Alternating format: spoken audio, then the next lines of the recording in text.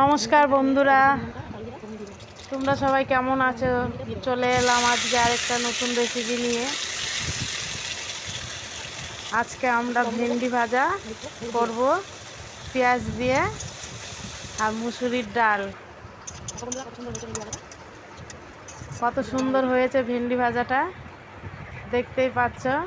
আমার তো ভেন্ডি খেতে খুব ভালো লাগে। কার কার ভেন্ডি খেতে ভালো লাগে কমেন্টে বলবে। আর তার সঙ্গে মুসুরির ডাল।